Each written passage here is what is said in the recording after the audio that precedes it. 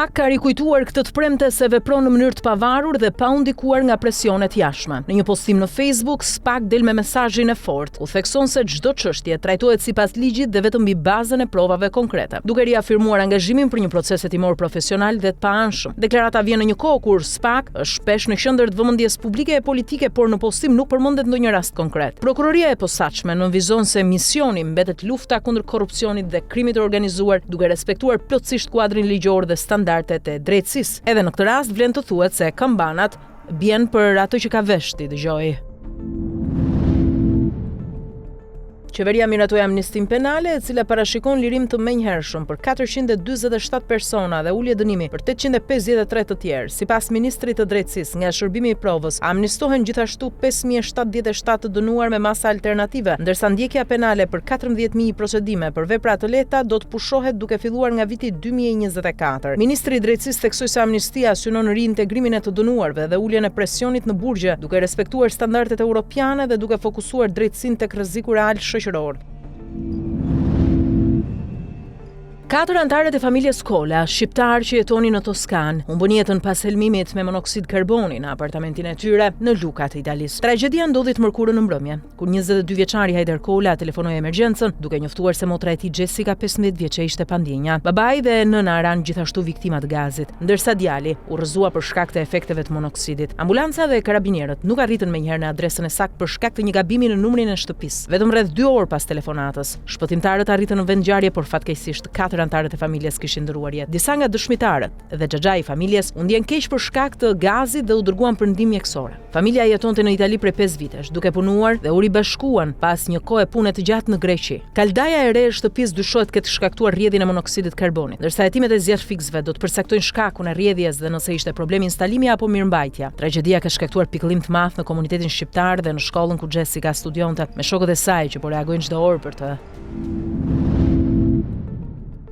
Prokuroria e Tiranës ka përfunduar hetimet për vdekjen e 3 vjeçarit Brian Spahiu dhe ka dërguar në gjyq 7 persona. I mituri humbi jetën pas një ndërhyrje dentare në një klinikë private në kryeqytet më 28 shtator 2023. Sipas akuzës, 3 prej të pandehurve, mjeku Roland Xhaxho, mjekja Marta Gina dhe stomatologja Ina Xhaxho, akuzohen për vrasje nga pakujdesia, ndërsa ndaj tyre rëndojnë edhe akuza për mashtrim dhe ushtrim të paligjshëm të profesionit. 2 ekspertë të mjekësisë ligjore akuzohen për shpërdorim detyre, ndërsa 2 mjekë të pediatrisë për neglizhencë në trajtimin mjekësor. Sipas ekspertizës, fëmia ju nënshtrua një ndërhyrje të gjerë në 14 dhëmb në anestezi të përgjithshme për rreth 5 orë, me shkelje të rënda të protokolleve mjekësore. Shkaku i vdekjes rezultoi shoku septik i rënd, me lidhje të drejtë me trajtimin e kryer.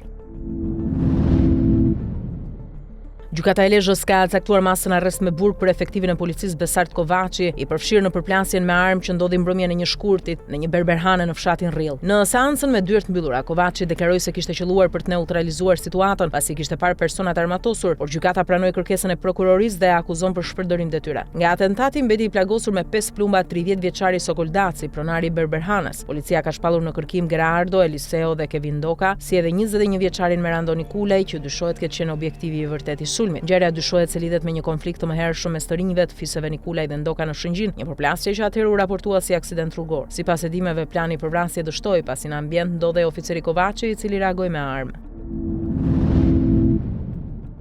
Policia e Tiranës ka arrestuar Elvis Lezo, 42 vjeç dhe Bujar Lezo, 59 vjeç, të afër me njëri tjetrin, pasi kishin përshtatur banesën e tyre në rrugën Alidemi për prodhimin e tabletave narkotike ekstazi, me qëllim shitje në lokalet e natës. Gjatë operacionit koduar Blue Punisher, policia sekuestroi 2200 tableta me lëndë të dyshuar narkotike dhe 2 telefona celular. Hetimet e kryera për disa javë me metoda proaktive u koordinuan në drejtimin e prokurorisë. Materialet ju referuan prokurorisë për veprimet më mëtejshme. Një 19 vjeçar nga Shkodra, Ronaldo Çerenishta, është arrestuar në kuadër të operacionit policor të koduar Livadhe 3. Gjatë kontrollit në banesën e tij me vendim të gjykatës së Shkodrës, policia sekuestroi 164.300 euro të dyshuara të falsifikuara, municion luftarak, 8 telefona celular, një sasi lëndë djegëse, si edhe një automjet që dyshohet i vjedhur në Fushkruj në vitin 2019. Po ashtu u gjetën edhe 2 targa të dyshuara të vjedhura në Tiranë në vitin 2025. Kontrollet u zhvilluan në bashkëpunim me disa struktura policore. Në vijim të operacioneve të mëparshme, Livadhe 1 dhe Livadhe 2. Sipas policisë, hetimet vijojnë për të dokumentuar plotësisht veprimet kriminale të riut, ndërsa materialet janë referuar prokurorisë së Shkodrës për veprime të mëtejshme.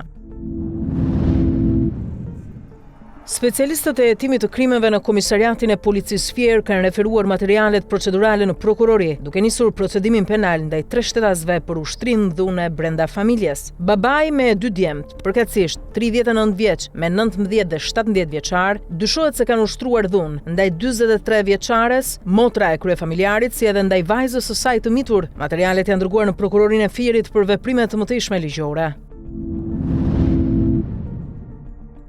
Policia e Gjirokastrës ka finalizuar një operacion disa mujor kundër falsifikimit të dokumenteve, në kuadër të cilit janë arrestuar 3 persona. Operacioni i koduar autenticiteti zbuloi përdorimin e dokumenteve të dyshuara të falsifikuara për transport ndërkombëtar mallrash dhe për certifikata shkollore. Një 51 vjeçar, administratori i një subjekti transporti, dyshohet se kishte pajisur 16 kamionët e kompanisë me certifikata të falsifikuara, të cilat autorizonin kryerjen e veprimeve tregtare. Gjatë kontrollit në subjekt u sekuestruan 16 dokumente. 2 të arrestuarit e tjerë, 45 vjeç dhe 38 vjeç, u kapën me nga një diplom dhe një listë notash të falsifikuara të sekuestruara, gjithsej 4 dokumente të sekuestruara. Hetimet vijojnë për të identifikuar dhe ndëshkuar të gjithë personat e përfshirë, ndërsa materialet i kanë kaluar prokurorisë së Gjirokastrës për veprime të mëtejshme. Një aksident rrugor është regjistruar në rrugën e Arbrit ku një automjet u përplas me një kamion. Përplasja shkaktoi dëmtimet e 2 drejtuesit të automjeteve dhe një pasagjer, të cilët u dërguan për ndihmë mjekësore dhe aktualisht ndodhen jashtë rrezikut për jetën. Në një reagim zyrtar, policia thotë se grupi hetimor po punon për të sqaruar rrethanat dhe shkaqet e aksidentit të rënd. Një 54 vjeçar nga Lezhë, Detgjini, është shpallur në kërkim si i dyshuar për vendosjen e lëndës plasëse në automjetin e 57 vjeçarit Mirash Gjikola në zonën e kthesës së Vrinës në Konispol. Sipas policisë, Gjini akuzohet për shkatrim prone me eksploziv, ganosje dhe prodhime mbajtje pa leje të armëve dhe municionit. Ngjarja u denoncua nga vetë Gjikola, i cili gjatë lëvizjes në aksin Shëndëlli-Vrin ka dëgjuar një zhurmë të pazakontë në mjet. Pasi ndaloi, ai konstatoi një sasi të dyshuar lëndë eksplozive në automjetin e tij tip Nissan. Në vend ngjarje ndërhyn forca të shumta policie, ekspertë të krimeve të rënda nga Vlora dhe reparti anti-eksploziv i Rineas, të cilët gjetën eksploziv të shpërndarë në sediljen e pasme të makinës. Hetimet vijojnë për kapjen e autorit dhe zbardhjen e plotë të ngjarjes. Policia holandeze ka sekuestruar 500 kg kokainë gjatë një operacioni të zhvilluar në zonën portuale të Hardervikut. Aksioni u realizua nga një njësi speciale armatosur dhe ishte pjesë e një hetimi për trafik droge të nisur nga policia e Rotterdamit. Gjatë mbastissjes së një depoje, efektivët konstatuan 2 persona që po nxirrnin drogën e fshehur brenda një pajisje. Në vend ngjarje u gjet dhe u sekuestrua edhe një armë zjarri. Në pranga ran 4 persona, mes tyre 2 40 vjeçar nga Shqipëria, ndërsa një 44 vjeçar nga Utrehti i ndaluar pranë depos është liruar por mbetet i dyshuar. Të arrestuarit e tjerë vijojnë të qëndrojnë në paraburgim, ndërsa sasia e kokainës është shkatruar. Një shpërthim i fuqishëm ka goditur Xhamin Hadizatul Kubra në zonën e Trarlait të Islamabadit në Pakistan, gjatë lutjeve të së premtes, duke shkaktuar të paktën 15 viktima dhe 80 të plagosur. Forcat e sigurisë dhe ekipet e shpëtimit më rritën menjëherë në vend ngjarje, rrethuan zonën dhe evakuan të plagosurit në spitale. Autoritetet kanë shpallur gjendje emergjence dhe po hetojnë shkaqjet e shpërthimit. Ngjarja risjell frikën e sulmeve të mëparshme në kryeqytet, përfshirë sulmin vetvrasës në nëntorin e kaluar në kompleksin e gjykatës së Qarkut, ku humbën jetën 12 persona dhe u plagosën 10 të tjerë.